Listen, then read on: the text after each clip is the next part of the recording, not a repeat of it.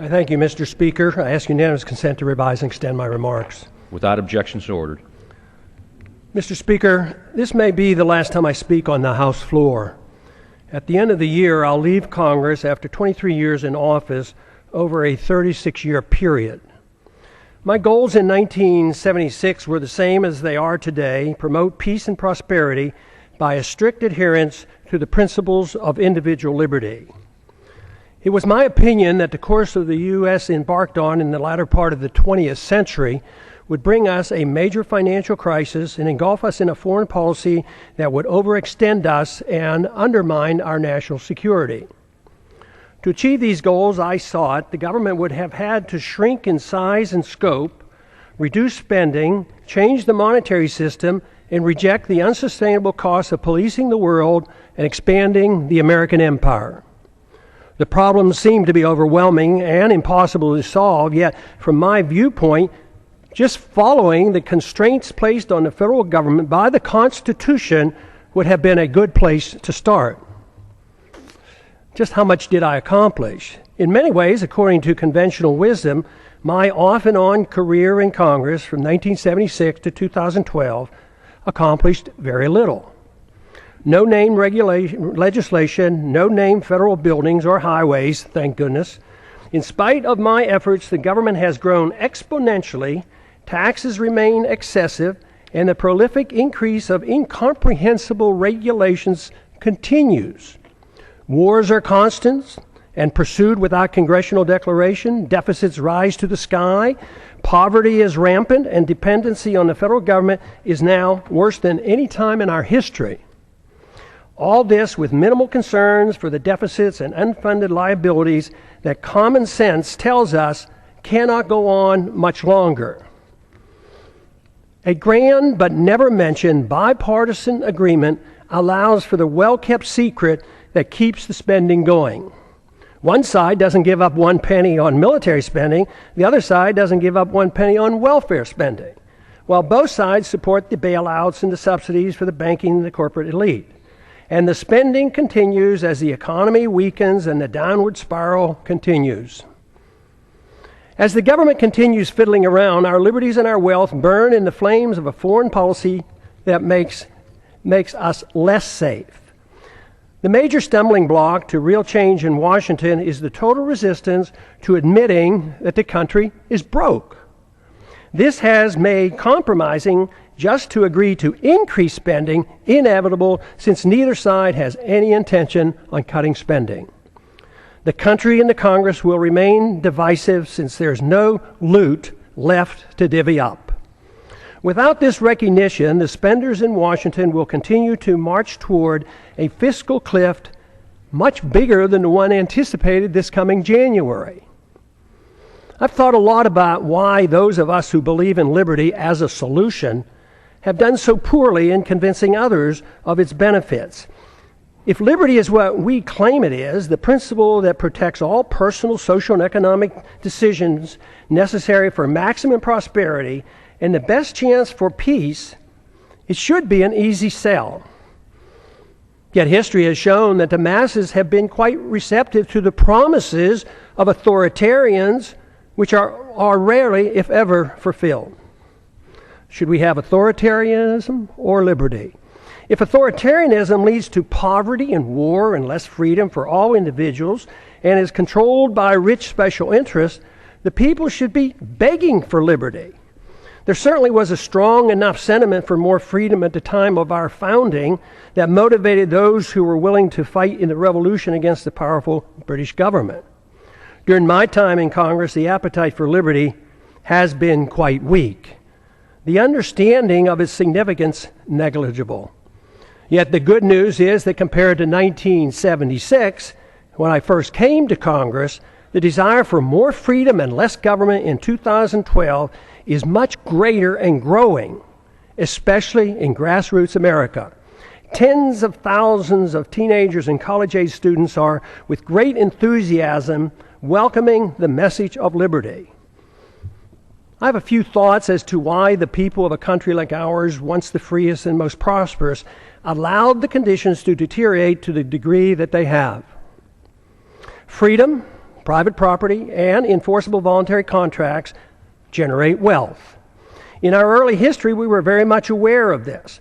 But in the early part of the 20th century, our politicians promoted the notion that the tax and monetary system had to change. If we were to involve ourselves in excessive domestic and military spending, that is why Congress gave us the Federal Reserve and the income tax.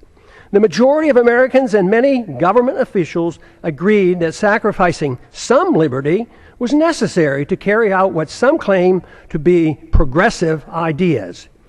Pure democracy became acceptable. They failed to recognize that what they were doing was exactly opposite of what the colonists were seeking when they broke away from the British. Some complain that my arguments make no sense, since great wealth and the standard of living improved for many Americans over the last 100 years, even with these new policies.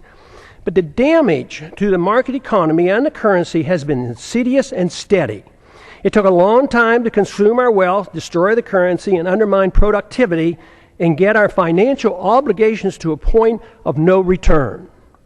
Confidence sometimes lasts longer than deserved. Most of our wealth today depends on debt. The wealth that we enjoyed and seemed to be endless allowed concern for the principle of a free society to be neglected. As long as most people believed the material abundance would last forever, worrying about protecting a competitive, productive economy and individual liberty seemed unnecessary. The age of redistribution. This neglect ushered in an age of redistribution of wealth by government, kowtowing to any and all special interests, except for those who just wanted to be left alone. That is why today, money in politics far surpasses money currently going into research and development and productive entrepreneurial efforts. The material benefits became more important than the understanding and promoting the principles of liberty and a free market. It is good that material abundance is a result of liberty, but materialism is all that we care. If materialism is all that we care about, problems are guaranteed. The crisis arrived because the illusion that wealth and prosperity would last forever has ended. Since it was based on debt and a pretense that debt can be papered over by an out-of-control fiat monetary system, it was doomed to fail. We have ended up with a system that doesn't produce enough even to finance the debt, and no fundamental understanding of why a free society is crucial to reversing these trends. If this is not recognized, the recovery will linger for a long time. Bigger government, more spending, more debt, more poverty for the middle class, and a more intense scramble by the elite special interests will continue. We need an intellectual awakening. Without an intellectual awakening, the turning point will be driven by economic law. A dollar crisis will bring the current out-of-control system to its knees.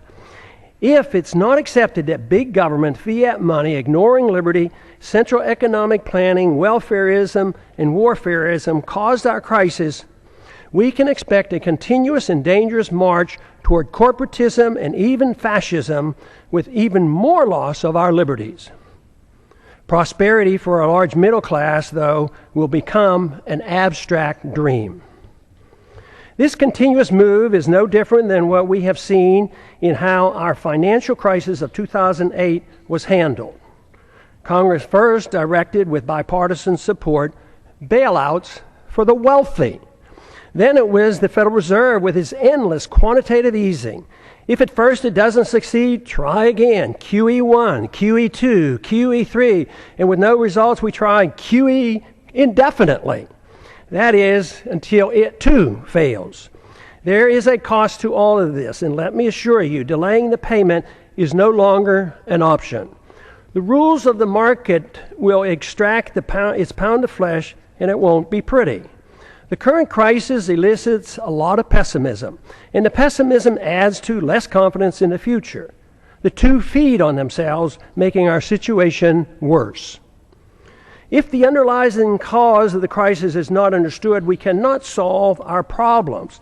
The issue of warfare and welfare, deficits, inflationism, and corporatism, bailouts, and authoritarianism cannot be ignored. By only expanding these policies, we cannot expect good results. Everyone claims support for freedom, but too often it's for one's own freedoms and not for others. Too many believe that there must be limits on freedom. They argue that freedom must be directed and managed to achieve fairness and equality, thus making it acceptable to curtail through force certain liberties. Some decide what and whose freedoms to be limited. These are the politicians whose goal in life is power. Their success depends on gaining support from special interests. We don't need more isms. The great news is the answer is not to be found in more isms. The answers are to be found in more liberty, which costs so much less. Under these circumstances, spending goes down, wealth production goes up, and the quality of life improves. Just this recognition, especially if we move in this direction, increases optimism, which in itself is beneficial. The follow-through with sound policies are required, which must be understood and supported by the people. But there is good evidence that the generation coming of age at the present time is supportive of moving in the direction of more liberty and self-reliance. The more this change in direction and the solutions become known, the quicker will be our return to optimism. Our job, for those of us who believe that a different system than the one that we had for the last 100 years has driven us to this unsustainable crisis, is to be more convincing that there is a wonderful, uncomplicated, and moral system that provides the answers. We had a taste of it in our early history. We need not give up on the notion of advancing this cause. It worked, but we allowed our leaders to concentrate on the material abundance that freedom generates while ignoring freedom itself. Now we have neither, but the door is open out of necessity for an answer. The answer available is based on the Constitution, individual liberty, in prohibiting the use of government force to provide privileges and benefits to all special interests. After over 100 years, we face a society quite different from the one that was intended by the founders. In many ways, their efforts to protect future generations with the Constitution from this danger has failed. Skeptics at the time of the Constitution, was written in 1787, warned us of today's possible outcome. The insidious nature of the erosion of our liberties and the reassurance our great abundance gave us allowed the process to evolve into a dangerous period in which we now live. Dependency on government largesse. Today, we face a dependency on government largesse for almost every need. Our liberties are restricted and government operates outside the rule of law, protecting and rewarding those who buy or coerce government into satisfying their demands. Here are a few examples. Undeclared wars are commonplace. Welfare for the rich and poor is considered an entitlement. The economy is overregulated, overtaxed, and grossly distorted by a deeply flawed monetary system. Debt is growing exponentially. The Patriot Act and FISA legislation passed without much debate have resulted in a steady erosion of our Fourth Amendment rights. Tragically, our government engages in preemptive war, otherwise known as aggression, with no complaints from the American people. The drone warfare we are pursuing worldwide is destined to end badly for us as the hatred builds, for innocent lives lost and the international laws flaunted. Once we are financially weakened and militarily challenged, there will be a lot of resentment thrown our way. It's now the law of the land that the military can arrest American citizens, hold them indefinitely without charges or a trial. Rampant hostility toward free trade is supported by a large number in Washington. Supporters of sanctions, currency manipulation, and WTO trade retaliation call the true free traders isolationists. Sanctions are used to punish countries that don't follow our orders. Bailouts and guarantees of all kinds of misbehavior are routine. Central economic planning through monetary policy, regulations, and legislative mandates has been acceptable policy. I have a few questions. Excessive government has created such a mess, it prompts many questions. Why are sick people who use medical marijuana put in prison? Why does the federal government restrict the drinking of raw milk? Why can't American manufacturers rope and other products from hemp?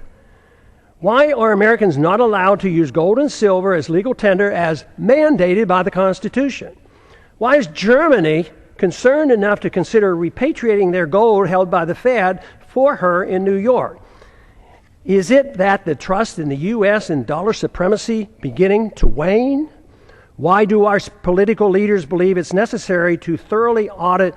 Why do our political leaders believe it's unnecessary to thoroughly audit our own gold? Why can't Americans decide which type of light bulbs they can buy?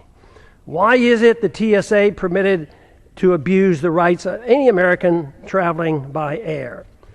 Why should there be mandatory sentences, even up to life, for crimes without victims, as our drug laws require? Why have we allowed the federal government to regulate commodes in our homes? Why is it political suicide for anyone to criticize AIPAC? Why haven't we given up on the drug war, since it's an obvious failure and violates the people's rights? Has nobody noticed that the authorities can't even keep drugs out of the prisons? How can making our entire society a prison solve the problem? Why do we sacrifice so much getting necessarily involved in border disputes and civil strife around the world and ignore the root cause of the most dangerous, deadly border in the world, the one between Mexico and the United States? Why does Congress willingly give up its prerogatives to the executive branch? Why does changing the party in power never change policy? Could it be that the views of both parties are essentially the same? Why did the big banks, the large corporations, and foreign banks and foreign central banks get bailed out in 2008, and the middle class lost their jobs and their homes? Why do so many in the government and the federal officials believe that creating money out of thin air creates wealth? Why do so many accept the deeply flawed principle that government bureaucrats and politicians can protect us from ourselves without totally destroying the principle of liberty? Why can't people understand that war always destroys wealth and liberty? Why is there so little concern for the executive order that gives the president authority to establish a kill list, including American citizens, of those targeted for assassination? Why is patriotism thought to be blind loyalty to the government and the politicians who run it, rather than loyalty to the principles of liberty and support for the people? Real patriotism is a willingness to challenge the government when it's wrong. Why is it claimed that if people won't or can't take care of their own needs, that people in government are able to do it for them? Why did we ever give the government a safe haven for initiating violence against the people? Why do so many members defend free markets but not civil liberties? Why do so many members defend civil liberties but not free markets? Aren't they the same? Why don't more defend both economic liberty and personal liberty? Why are there not more individuals who seek to intellectually influence others to bring about positive changes, those who seek changes, than those who seek power to force others to obey their commands? Why does the use of religion to support a social gospel and preemptive wars, both of which require authoritarians to use violence or the threat of violence, go unchallenged? Aggression and forced redistribution of wealth has nothing to do with the teachings of the world's great religions. Why do we allow the government and the Federal Reserve to disseminate false information dealing with both economic and foreign policy? Why is democracy held in such high esteem when it's the enemy of the minority and makes all rights relative to the dictates of the majority. Why should anyone be surprised that Congress has no credibility since there's such a disconnect between what politicians say and what they do? Is there any explanation for all the deception, the unhappiness, the fear of the future, the loss of confidence in our leaders, the distrust and the anger and frustration? Yes, there is. And there's a way to reverse these attitudes. The negative perceptions are logical and a consequence of bad policies bringing about our problems. Identification of the problems and recognizing the cause allow the proper changes to come easily. We should have more trust in ourselves, less in the government. Too many people have far too long placed too much confidence and trust in government and not enough in themselves. Fortunately, many are now becoming aware of the seriousness of the gross mistakes of the past several decades. The blame is shared by both political parties. Many Americans now are demanding to hear the plain truth of things and want the demagoguing to stop. Without this first step, solutions are impossible. Seeking the truth and finding the answers in liberty and self-reliance promotes the optimism necessary for restoring prosperity. The task is not that difficult if politics doesn't get in the way. We have allowed ourselves to get into such a mess for various reasons. Politicians deceive themselves as to how wealth is produced. Excessive confidence is placed in the judgment of politicians and bureaucrats. This replaces the confidence in a free society. Too many in high places of authority became convinced that only they, armed with arbitrary government power, can bring about fairness while facilitating wealth production. This always proves to be a utopian dream and destroys wealth and liberty. It impoverishes the people and rewards the special interests who end up controlling both parties. It's no surprise that much of what goes on in Washington is driven by aggressive partisanship and power seeking, with philosophic differences being minor.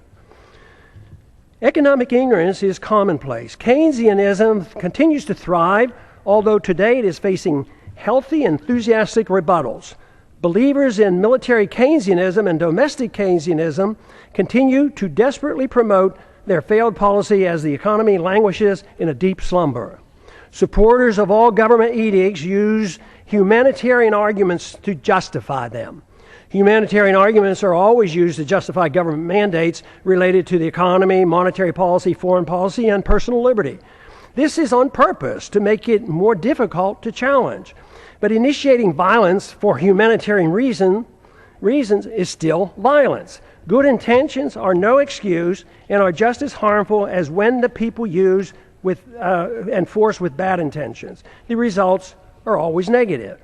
The immoral use of force is the source of man's political problems. Sadly, many religious groups, secular organizations, and psychopathic authoritarians endorse government-initiated force to change the world. Even when the desired goals are well-intentioned, or especially when they're well-intentioned, the results are dismal. The good results sought never materialize. The new problems created require even more government force as a solution. The net result is institutionalizing government-initiated violence and morally justifying it on humanitarian grounds. This is the same fundamental reason our government uses force for invading other countries at will, central economic planning at home, and the regulation of personal liberty and habits of our citizens. It is rather strange that unless one has a criminal mind and no respect for other people and their property, no one claims it's permissible to go into one's neighbor's house and tell them how to behave, what they can eat, smoke, and drink, or how to spend their money. Yet, rarely is it asked why is it morally acceptable that a stranger with a badge and a gun can do the same thing in the name of law and order. Any resistance is met with brute force, fines, taxes, arrests, and even imprisonment. This is done more frequently every day without a search warrant. No government monopoly over initiating violence is what we need.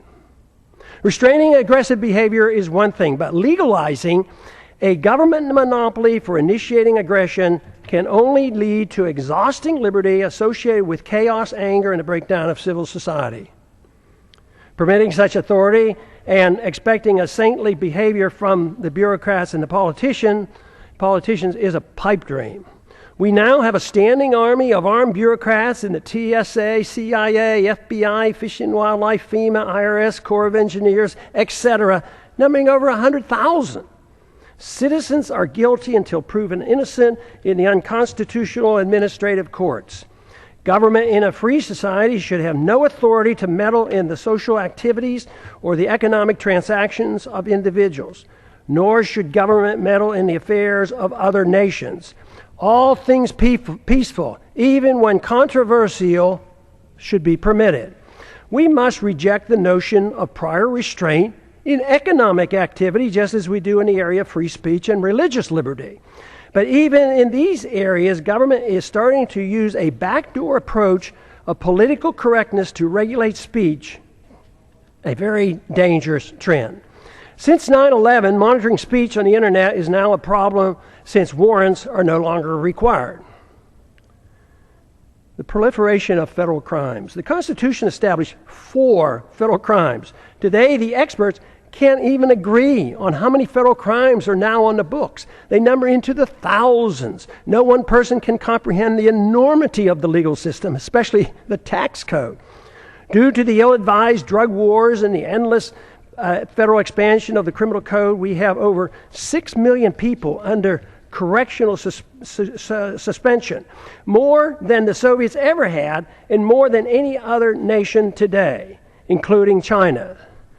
I don't understand the complacency of the Congress and the willingness to continue their obsession with passing more federal laws. Mandatory sentencing laws associated with drug laws have compounded our prison problems. The Federal Register is now 75,000 pages long and the tax code 72,000 pages and expands every year. When will the people start shouting, "Enough is enough," and demand Congress to cease and desist? What we should be doing is achieving liberty. Liberty can only be achieved when government is denied the aggressive use of force. If one seeks liberty, a precise type of government is needed. To achieve it, more than lip service is required. There are 2 choices available. 1, a government designed to protect liberty is a natural right as its sole objective. The people are expected to care for themselves and reject the use of any force for interfering with another person's liberty. Government is given a strictly limited authority to enforce contracts, property ownerships, settle disputes, and defend against foreign aggression. Number 2, a government that pretends to protect liberty but is granted power to arbitrarily use force over the people and foreign nations. Though the grant of power many times is meant to be small and limited, it inevitably metastasizes into an omnipotent political cancer. This is the problem for which the world has suffered throughout the ages. Though meant to be limited, it nevertheless is a 100% sacrifice of the principle that would-be tyrants find irresistible. It is used vigorously, though incrementally and insidiously. Granting power to government officials always proves the adage that power corrupts. Once government gets a limited concession for the use of force to mold people's habits and plan the economy, it causes a steady erosion and a steady move toward tyrannical government. Only a revolutionary spirit can reverse the process and deny the government this arbitrary use of aggression. There is no in-between. Sacrificing a little liberty for imaginary safety always ends badly. Today's mess is a result of Americans accepting option number 2, even though the founders attempted to give us option number 1. The results are not good. As our liberties have been eroded, our wealth has been consumed. The wealth we see today is based on debt and a foolish willingness on the part of foreigners to take our dollars for goods and services. Then they loan them back to us to perpetuate our debt system. It's amazing that it has worked for this long, but the impasse in Washington in solving our problems indicate that many are starting to understand the seriousness of this worldwide debt crisis and the dangers we face. The longer this process continues, the harsher the outcome will be. The financial crisis is actually a moral crisis.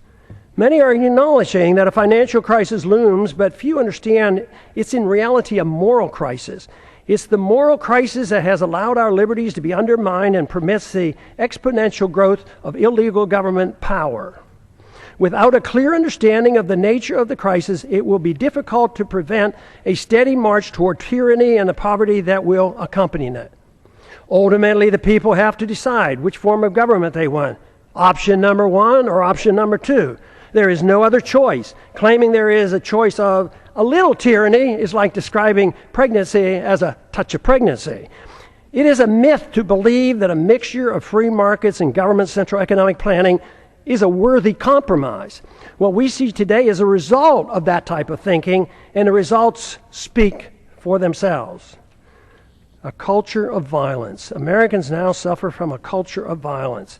It is easy to reject the initiation of violence against one's neighbor, but it's ironic that the people arbitrarily and freely anoint government officials with monopoly power to initiate violence against the American people, practically at will. Because it's the government that initiates force, most people accept it as being legitimate. Those who exert the force have no sense of guilt. It is believed by too many, that governments are morally justified in initiating violence supposedly to do good. They incorrectly believe that this authority has come from the consent of the people.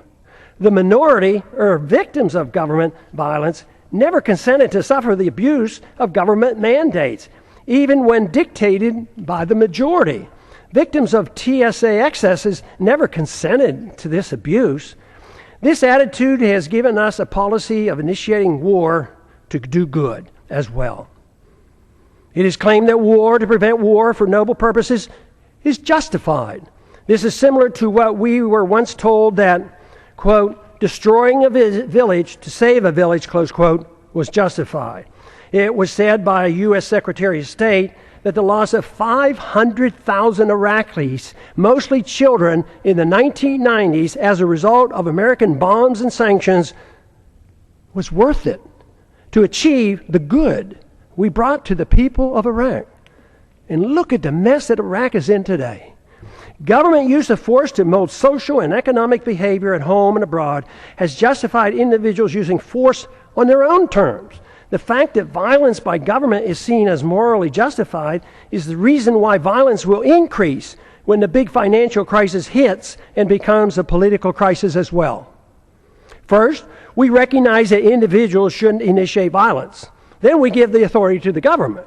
Eventually, the immoral use of government violence, when things go badly, will be used to justify an individual's right to do the same thing. Neither the government nor individuals have the moral right to initiate violence against another, yet we are moving toward the day when both will claim this authority. If this cycle is not reversed, society will break down. When needs are pressing and conditions deteriorate and rights become relative to the demands and the whims of the majority, it's then not a great leap for individuals to take it upon themselves to use violence to get what they claim is theirs. As the economy deteriorates and the wealth discrepancy increase, as they already are occurring, violence increases as those in need take it in their own hands to get what they believe is theirs. They will not wait for a government rescue program. When government officials wield power over others to bail out the special interests, even with disastrous results to the average citizens, they feel no guilt for the harm they do. Those who take us into undeclared wars, with many casualties resulting, never lose sleep over the deaths and the destruction their bad decisions caused. They are convinced that what they do is morally justified, and the fact that many suffered just can't be helped.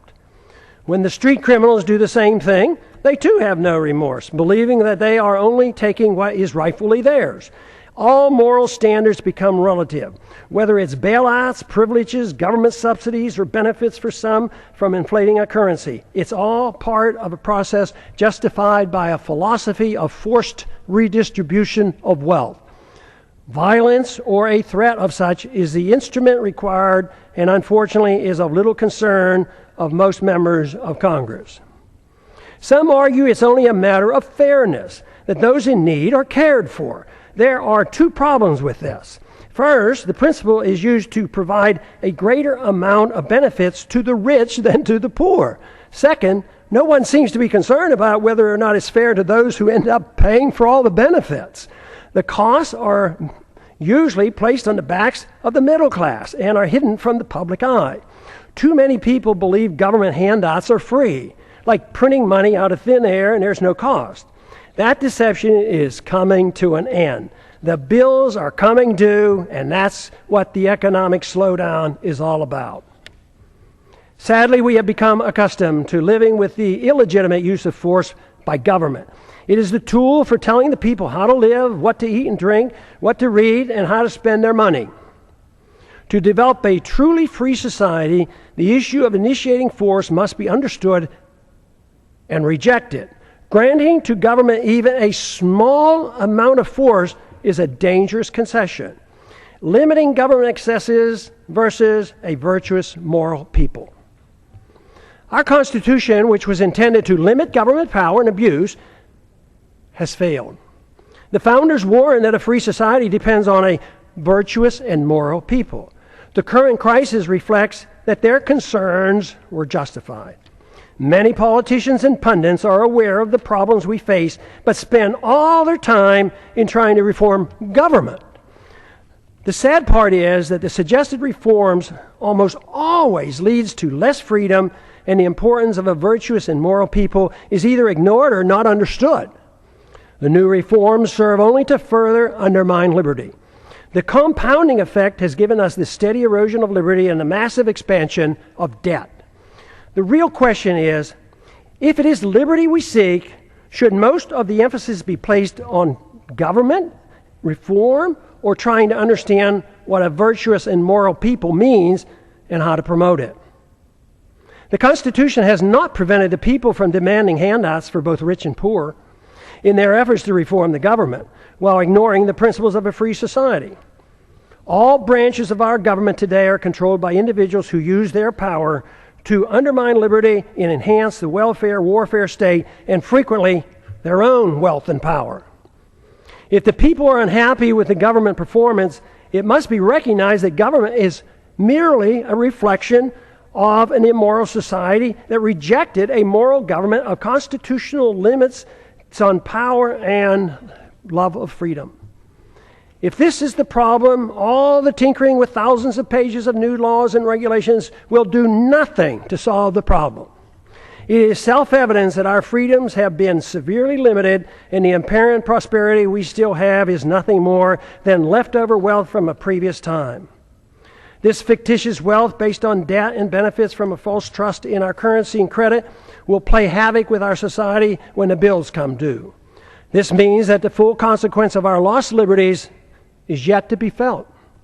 But that illusion is now ending. Reversing a downward spiral depends on accepting a new approach.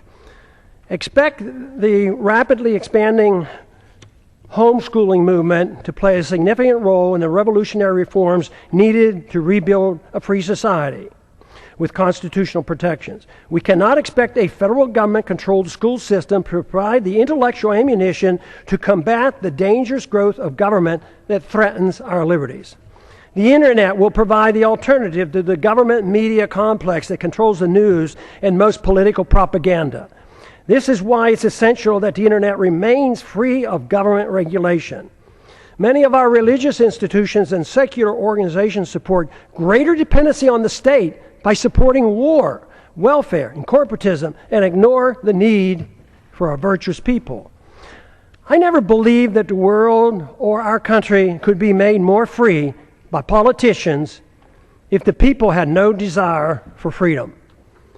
Under the current circumstances, the most we can hope to achieve in the political process is to use it as a podium to reach the people, to alert them of the nature of the crisis and the importance of their need to assume responsibility for themselves. If it is liberty that they truly seek, without this, a constitutionally protected free society is impossible. If this is true, our individual goal in life ought to be for us to seek virtue and excellence and recognize that self-esteem and happiness only comes from using one's natural ability in the most productive manner possible, according to one's own talents. Productivity and creativity are the true source of personal satisfaction.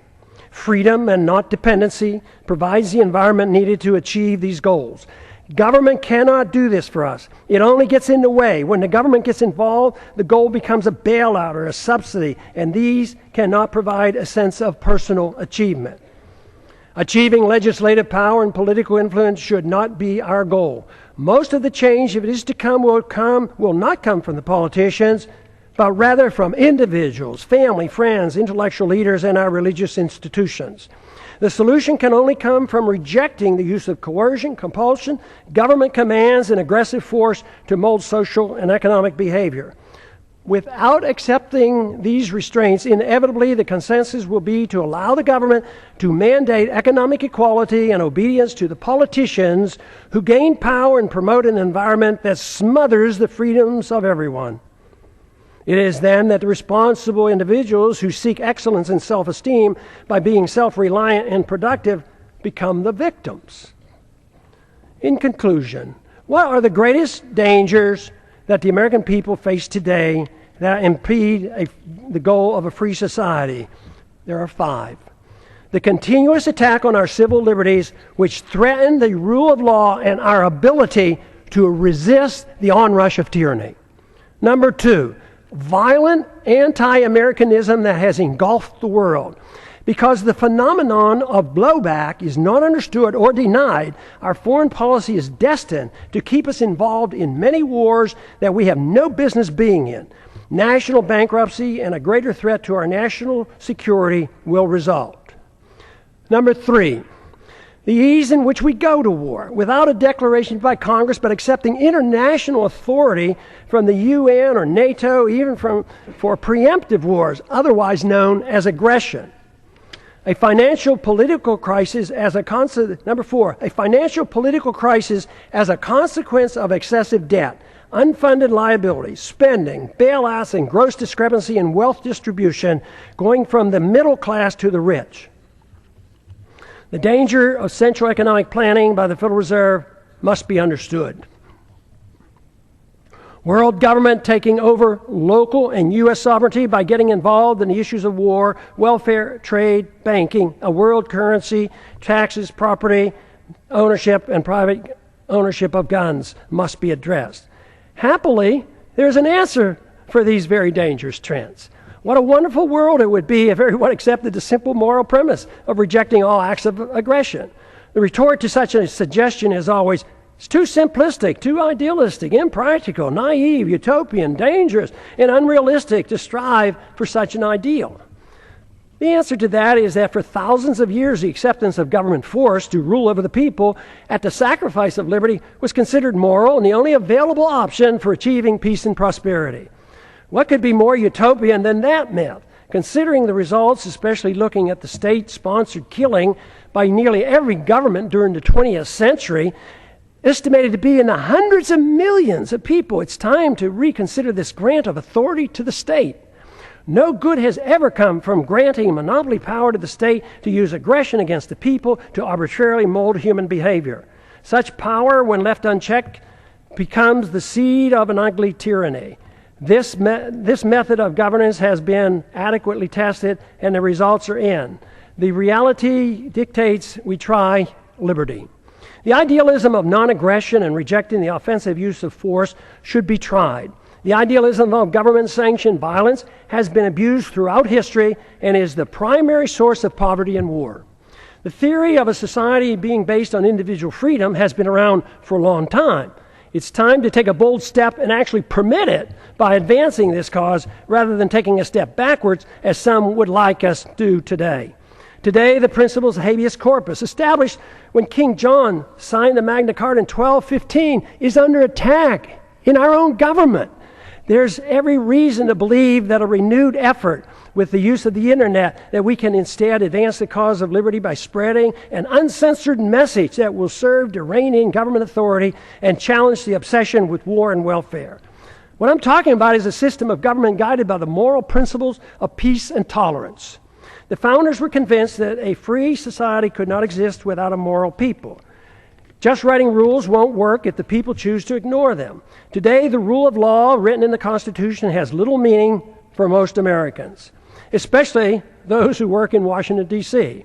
Benjamin Franklin claimed, quote, "Only a virtuous people are capable of freedom." John Adams concurred, quote, "Our Constitution was made for a moral and religious people. It is wholly inadequate for the government of any other." A moral people must reject all violence in an effort to mold people's beliefs or habits.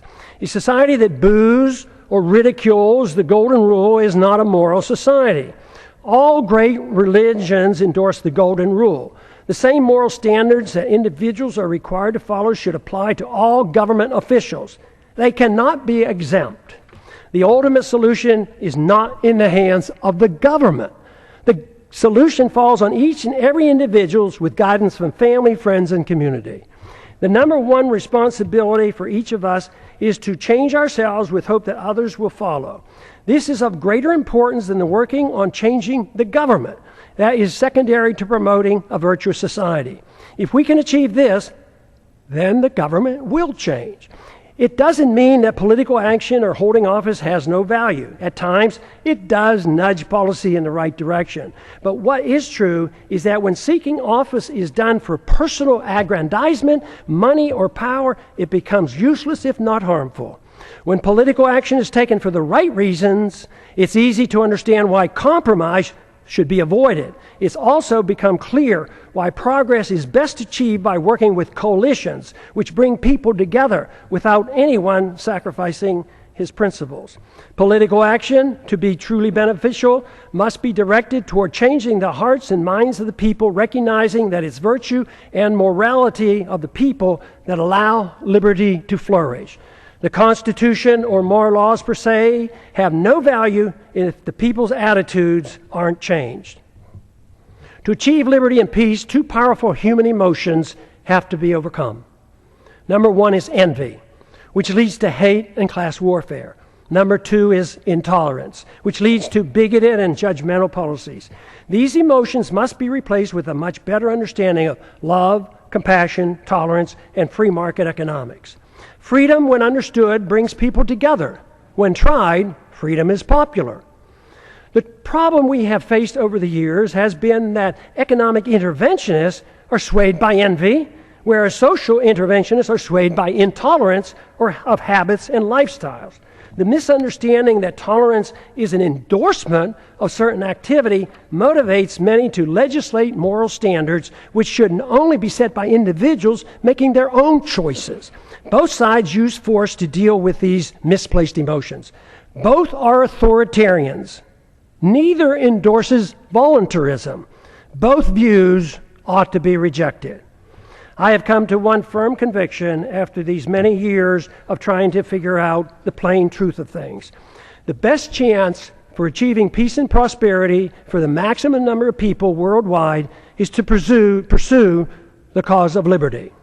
If you find this to be a worthwhile message, spread it throughout the land. And I yield back the balance of my time. Back.